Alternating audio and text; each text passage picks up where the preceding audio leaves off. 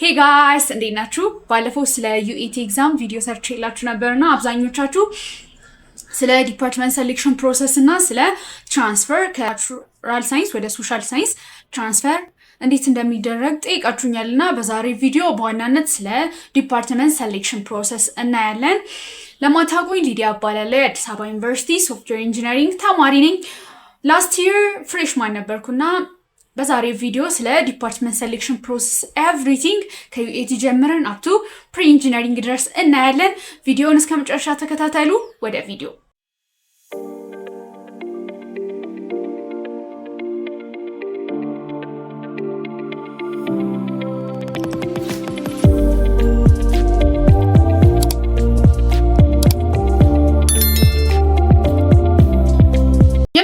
ለሰልፍ ስፖንሰር ተማሪዎች ነው። ሰልፍ ስፖንሰር ተማሪዎች ዲፓርትመንት የምትመርጡት ገና ያደርጋል። ዩኤቲ ኤግዛም ሬጂስተር ስታደርጉ ነው። ዩኤቲ ኤግዛም ሬጂስተር ስታደርጉ ፕሪፈረንስ እንድትሞሉ ትደረጋላችሁ። ፊልዶችን በራንክ ላይክ አንደኛ፣ ሁለተኛ፣ ሶስተኛ እያላችሁ ከዛ በኋላ ዩኤቲ ኤግዛም ላይ እና ኢንትራንሳችሁ አንድ ላይ ተደርጎ የምታመጡት ውጤት ለሰልፍ ስፖንሰር ተማሪዎች ምደባው የሚከናወነው በሁለት ዋና ዋና ነገሮች ነው። የመጀመሪያው የእናንተ የዩኤቲ ውጤታችሁ 15% ይዛል። ከዛ ደግሞ ኢንትራንስ ኤግዛም ሪዛልታችሁ 15% ለጠቅላላ ከ100%። ከዛ በኋላ ደግሞ ቤዝድ ኦን ኮምፒቲሽን ማለት ነው ያ ፊልድ ምን ያህል ተማሪ ይፈልጎታልና ከሚፈልጉት ተማሪዎች ደግሞ ምን ያህል ከፍተኛ ውጤት ያመጣ ተማሪ አለ በሚለው ቤዝድ ኦን ኮምፒቲሽን ከመቶ ተይዞ ወደ እነዛ ፊልዶች ትመደባላችሁ። ሰልፍ ስፖንሰሮች የሆናችሁ ላይክ ከት ኦፍ ፖይንቱም ላይክ ባታመጡ ከመረጣችኋቸው 4 ወደ 5 የሚሆኑ ፊልዶች ባታመጡ ከገቨርንመንት ተማሪዎች እኩል ኮምፒውተር አድርጋችሁ ላይክ ፍሬሽማን እንደጨረሳችሁ ትመደባላችሁ ወደ የትኛው ፊልድ ማለት ነው። ለገቨርንመንት ተማሪዎች ዩኤቲ ኤግዛም ለዲፓርትመንት መረጣ ሳይሆን ጀስት ለማለፍ ነው ወደ ዩኒቨርሲቲው ለመግባት።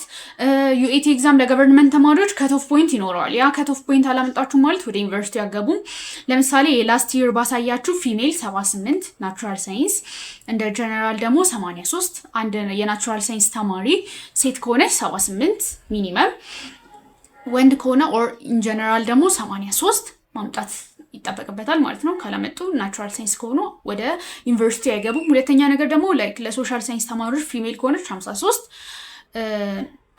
እንደ ጀነራል ሜል ምናምን ከሆነ ደግሞ 83 63 ማምጣት አለባችሁ። እነዚህም ውጤቶች ያላመጡ ወደ ዩኒቨርሲቲ አይገቡም። ሶ ለሰልፍ ተማሪዎች ዲፓርትመንት የምመርጡበት ነው ዩኤቲ ኤግዛም።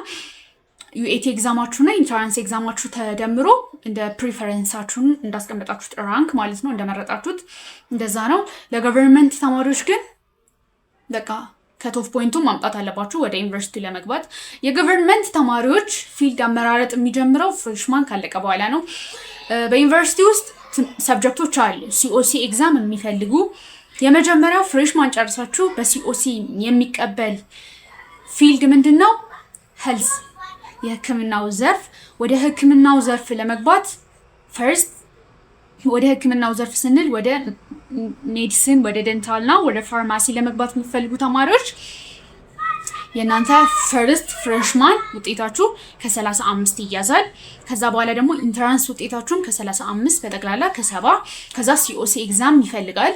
ወደ ሜዲሲን መግባት የሚፈልጉ ከሆነ ሲኦሲ ኤግዛሙ ደግሞ ከ30 ይያዝና ከ100% ሙሉ ካልኩሌት ይደረግና አሁንም በኮምፒቲሽን ወደ ዴንታል፣ ፋርማሲ እና ወደ ሜዲሲን ትገባላችሁ። 3 ፈተናዎች በአንድ ቀን ነው የሚሰጡት። ከሶስቱ አንዱ ነው መምረጥ የምትችሉት። በፈርስት ፍሬሽማን ውጤታችሁ ወደ እነዚህ ፊልዶች ትመደባላችሁ ማለት ነው። ለሄልዝ በጣም ከፍተኛ የሆነ ኢንትረስት ኖሯችሁ ነገር ግን ላይክ በተለያየ ሁኔታ ኦር በኢንትራንስ ኤግዛም ሪዛልት ኦር ጂፒኤያችሁ ጥሩ ሳይሆን ቀርቶ ወደ ሜዲሲን ባትገቡ አዘር ሄልዝ አለ። አዘር ሄልዝ የምንላቸው ወደ እነዛ መግባት ትችላላችሁ። ወደ እነዚህ ፊልዶች ለመግባት ፕሪ ሄልዝ ከተማራችሁ በኋላ ነው። ሰከንድ ሴሚስተር የሚሰጥ ኮርስ ነው። ፕሪ ሄልዝ ከወሰዳችሁ በኋላ የፈርስት ሴሚስተር እና የሰከንድ ሴሚስተር ጂፒኤያችሁ ከ100% ይያዝና አሁንም ኮምፒቲሽን አለ። ኤቭሪዌር ኮምፒቲሽን አለ። በዛ ትመደባላችሁ። ላይክ እንደነ አንስቴዥያ ያለ፣ ላቦራቶሪ፣ ራዲዮሎጂ፣ ሚድዋይፈሪ፣ ነርሲንግ ወደ እነዚህ አዘር ሄልዝ ፊልዶች መግባት ትችላላችሁ። ሌላኛው ሲኦሲ ኤግዛም የሚጠይቅ ትምህርት ምንድነው? ሎ ወደ ህግ ዲፓርትመንት መግባት የምትፈልጉ ተማሪዎች መጀመሪያ ሎ ስኩል 5 ዓመት ነው። እንደ ኢንጂነሪንግ ስኩል 5 ዓመት ነው የሚፈጀው። ሶ ወደዚህ ለመግባት ሲኦሲ ይፈትናል። ወደ ሎ ስኩል ለመግባት 3 መሰረታዊ ነገሮች አሉ። የመጀመሪያው ፍሬሽማን ውጤታችሁ ነው። በጣም ሃይ ቫልዩ ይይዛል። 15% ነው የሚያዘው የፈርስት ሴሚስተር ጂፒኤያችሁ ማለት ነው 15%። ከዛ ሲኦሲ ኤግዛሙ 13%። ኢንትራንስ ኤግዛም ሪዛልታችሁ ከ20% ይያዝና ከ100 ካልኩሌት ተደርጎ ወደ ሎ ስኩል መግባት ትችላላችሁ ማለት ነው። እንዲሁ በተመሳሳይ ደግሞ ሎ ስኩል መግባት ፈልጋችሁ ሜቢ ያጣችሁ ኦር ደግሞ አዘር በጣም ብዙ ሶሻል ሳይንስ ፊልዶች አሉ። ወደ እነዚህ ፊልዶች ደግሞ መግባት ትችላላችሁ። ላይክ ኢኮኖሚክስ አለ፣ ኢንተርናሽናል ሪሌሽን፣ ሶሺዮሎጂ፣ ፖለቲካል ሳይንስ። ወደ እነዚህ ፊልዶች ደግሞ ለመግባት መጀመሪያው የ2 ሴሚስተር የእናንተ ጂፒኤያችሁ ከ80% ይያዛል። ከዛ ኢንትራንስ ኤግዛም ሪዛልታችሁ ከ20% ከ100% ወደ አዘር ሶሻል ሳይንስ መግባት ትችላላችሁ ማለት ነው። አሁን ደግሞ ወደ 4 ኪሎ ኒድ 4 ኪሎ ላይ ሲኦሲ ኤግዛም አይጠይቁም፣ ግን የእናንተ ፈርስት ሴሚስተር ፍሬሽማን ሪዛልታችሁ ዲፔንድ አድርጎ 2 ፊልዶች አሉ ገና ፈርስት ሴሚስተር ላይ ወደ ኮምፒውተር ሳይንስ እና ኢንፎርሜሽን ሳይንስ። ወደ ኮምፒውተር ሳይንስ እና ኢንፎርሜሽን ሳይንስ ለመግባት የእናንተ የፈርስት ሴሚስተር ጂፒኤያችሁ ፕላስ ኢንትራንስ ኤግዛም ሪዛልታችሁ ሀፋፍ ይዛሉ 15% ተይዞ እና ኮምፒቲሽን አለ። በዛ መሰረት ወደ ኮምፒውተር ሳይንስ እና ኢንፎርሜሽን ሳይንስ መግባት ትችላላችሁ። 4 ኪሎ ላይ ወደ እነዚህ ፊልዶች ባገቡ ሌላ ምን አለ? አዘር ናቹራል ሳይንስ ላይክ እንደነ ፊዚክስ፣ ኬሚስትሪ፣ ባዮሎጂ፣ አፕላይድ ማትስ፣ ስታቲስቲክስ፣ ጂኦሎጂ ወደ እነዚህ ፊልዶች በሰከንድ ሴሚስተር የ2 ሴሚስተር ውጤታችሁ ያ ማለት የ1 ዓመት ሙሉ ሪዛልታችሁ ተይዞ ወደ እነዚህ ወደ ናቹራል አዘር ናቹራል ሳይንስ መግባት ትችላላችሁ ማለት ነው። በመጨረሻ ወደ ትልቁና ብዙዎቻችሁ መግባት የምትፈልጉበት ብዬ አምናለሁ ወደ 5 ኪሎ ካምፓስ እንምጣ። 5 ኪሎ ካምፓስ ከልደታ ካምፓስ ጋር ከተቀላቀለ በኋላ ሌላ 3 አዲሽናል ፊልዶችን ጨምሯል። ያ ማለት በጣም ብዙ ፊልድ አለ። አርባን ኮተም እና አርክቴክቸር ወደዚህ ፊልድ ተጨምሯል እና በ5 ኪሎ ካምፓስ ላይ ብቸኛው ሲኦሲ ኤግዛም የሚጠይቅ ትምህርት ምንድን ነው? አርክ። ወደ አርክ ለመግባት 1 ዓመት ከጨርሳችሁ በኋላ ያ ማለት 2 ሴሚስተር ከጨርሳችሁ በኋላ ሲኦሲ ኤግዛም ይኖረዋል።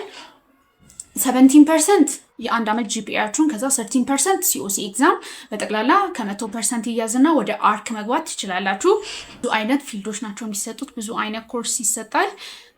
እዚህ ለመግባት የእናንተ የፈርስት ሴሚስተር የፈርስት ይር ጂፒኤያችሁ ማተር ያደርጋል። ቤዝድ ኦን ኮምፒቲሽን ነው በቃ። አሁን ለምሳሌ እኛ ግቢ ላይ ወደ በእኛ ጊዜ ሶፍትዌር ኢንጂነሪንግ የመግባት የሚፈልጉ ተማሪዎች ቁጥር በጣም ከፍተኛ ነበር። በዛው መጠን ደግሞ ስለተሰራ ከቶፍ ፖይንቱ በጣም ሃይ ሆነ። ሶ ወደ ሌሎች ለመግባት ላይክ ወደ አርክ፣ ኮተም፣ አርባን፣ ሶፍትዌር፣ ኤሌክትሪካል፣ ባዮሜድ፣ ሜካኒካል፣ ኬሚካል እና ወደ ሲቪል ለመግባት የምትፈልጉ ከሆነ የእናንተ የፈርስት ሴሚስተር የፈርስት ይር ጂፒኤያችሁ በጣም ማተር ያደርጋል። በእኛ ጊዜ የነበረውን ኮምፒቲሽን ላሳያችሁ። አርክ 74.05፣ ኮተም 80.48፣ አርባን 77.63፣ ሶፍትዌር 99.6፣ ኤሌክትሪካል 95.98፣ ባዮሜድ 95.33፣ ሜካኒካል 90.80፣ ኬሚካል 87.23፣ ሲቪል ደግሞ 86.08 ነበር። ሶ እንደዚህ በጠቅላላ ካሳየዋችሁ አንጻር መረዳት ትችላላችሁ። ጂፒኤ በጣም ማተር ያደርጋል። ስለዚህ የትኛውን ፊልድ ላይክ ኢንትራንስ ኤግዛም ራሱ ይሄን ያህል ውጤት ባታመጡ ላይክ ወደ ኢንጂነሪንግ ፊልድ መሄድ ኦር ደግሞ ወደ አዘር ናቹራል ሳይንስ አዘር ሶሻል ሳይንስ ወደ እነዚህ ፊልዶች በመሄድ ኢንትራንስ ኤግዛም የማይጠይቁ ፊልዶች በመሄድ የፈርስት ሴሚስተር እና የሰከንድ ሴሚስተር ጂፒኤያችሁን በትክክል ካሻሻላችሁ ወደምትፈልጉት ፊልድ መግባት ትችላላችሁ። በቃ ሶ አስ ሪኮመንዴሽን ሪኮመንድ ማድረጋችሁ ነገር ምንድነው? በቃ ጂፒኤያችሁ ላይ በደንብ ፎከስ አድርጋችሁ ላይክ ኔክስት ነው ፍሬሽማን የምትጀምሩት። ሶ በደንብ ፍሬሽማን ላይ ለመስራት ሞክሩ። ለሰልፍ ስፖንሰር ተማሪዎች ደግሞ ያው ዩኤቲ ኤግዛማችሁ ሃይ ቫልዩ ይዛል። ሶ ዩኤቲ ኤግዛም በደንብ ስሩ። ይህንን ይመስላል። ማንኛውም አይነት ጥያቄ ካላችሁ ኮሜንት ሴክሽን ላይ አሳውቁኝ። እንዲሁም ደግሞ ቴሌግራም ቻናሌንም ጆይን በማድረግ እንትን ማለት ትችላላችሁ፣ መጠየቅ ትችላላችሁ። በቀጣይ ቪዲዮ እስከምንገናኝ ባይ።